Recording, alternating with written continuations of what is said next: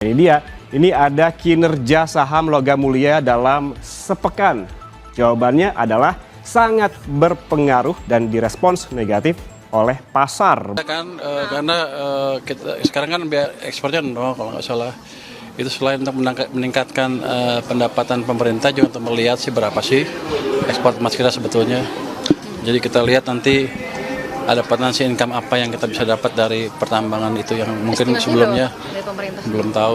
Saya nggak estimasi. Nanti salah angkanya, saya lupa angkanya berapa triliun lah gitu. 2 sampai 6 triliun ya.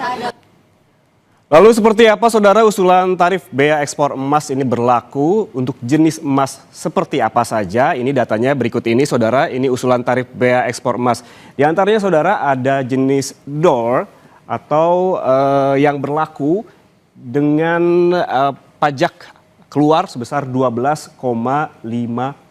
Ini jenis DOR ini yaitu emas tengah jadi dengan campuran mineral. Kemudian juga yang kedua ada granules. Ini pajaknya sebesar 12,5%. Granules ini adalah butiran emas hasil pemrosesan. Sementara yang ketiga ada cash bars. Ini merupakan batangan tuangan yang dikenakan pajak sebesar 10%. Dan terakhir ada emas batangan cetakan yang sudah rapi sebesar 7,5%. Dan angka-angka ini saudara berlaku dengan syarat harga emas global di bawah $3.200 Amerika Serikat per troy ounce. Lalu bagaimana jika harga emas dunia di atas itu? Maka bea ekspor yang dikenakan akan lebih tinggi lagi 2,5% dari ketentuan. Makanya jika sekarang misalkan DOR 12,5%, maka ditambah 2,5%, maka ini masing-masing jadi 15%, 15%, 12,5%, dan yang terakhir di minted bars menjadi 10% apabila ketentuan tadi berlaku. Lalu seberapa besar rancangan peraturan Menteri Keuangan ini berdampak ke saham-saham logam mulia di Bursa Efek Indonesia? Sejak diumumkan pada Senin pekan lalu, Kompas Bisnis menyajikan data berikut. Nah ini dia, ini ada kinerja saham logam mulia dalam sepekan. Jawabannya adalah sangat berpengaruh dan direspons negatif oleh pasar begitu. Terbukti sejak diumumkan Senin pekan lalu hingga penutupan bursa pada Jumat lalu, terpantau saham-saham dari perusahaan emas ini berguguran. Kompas Bisnis saudara ini menyajikan beberapa saham sebagai contoh saja begitu. Di antaranya kita melihat yang paling populer adalah Antam atau dengan kode ANTM. Ini dari Senin pekan lalu turun 4,28%. Kemudian kita lihat juga ada AMMN yang turun 3,36%. Dan ada Arci yang turunnya paling dalam selama satu pekan terakhir yaitu 9,96%. Dan ada PSAB yang juga turun dalam yaitu sebesar 8,70%. Dan terakhir yang sebagai contoh yang kami sajikan adalah UNTR. Penurunannya sebesar 3,48% selama sepekan terakhir.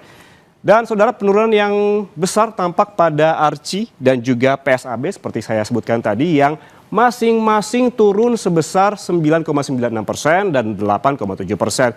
Mengapa demikian saudara? Ini dibandingkan dengan emiten-emiten lainnya di perusahaan lainnya total ekspor Arci dan juga PSAB ini 100% emas sehingga tentu akan sangat berpengaruh terhadap kinerja keuangan keduanya.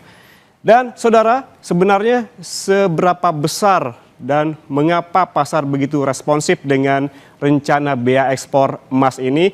Kita akan bahas bagaimana dampaknya terhadap perusahaan yang bergerak dalam pertambangan dan juga pengolahan emas. Kompas Bisnis nanti akan membahasnya. Namun saudara, apabila kita berbicara dengan kinerja dari perusahaan-perusahaan atau emiten yang berbisnis di bidang logam mulia ini, kita lihat juga bagaimana di responnya di Senin kemarin.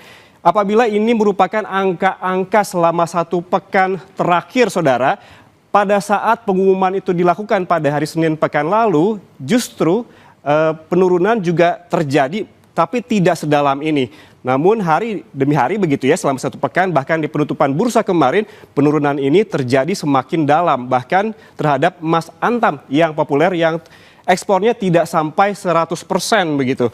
Dan AMMN juga yang ekspornya tidak sampai 100% juga terus turun hingga mencapai 3,36%. Dan yang memang luar biasa ini terjadi fenomenanya di angka 9,96% di ARCI penurunannya dan juga PSAB sebesar 8,70%. Seperti saya sebutkan tadi, dua perusahaan ini memang mengekspor emasnya begitu dan 100% emas yang diekspor. Sementara UNTR memang persentase emas yang diekspor tidak begitu banyak sehingga kita lihat juga penurunan sahamnya juga tidak begitu besar begitu dibandingkan dengan yang lainnya sebesar 3,48%.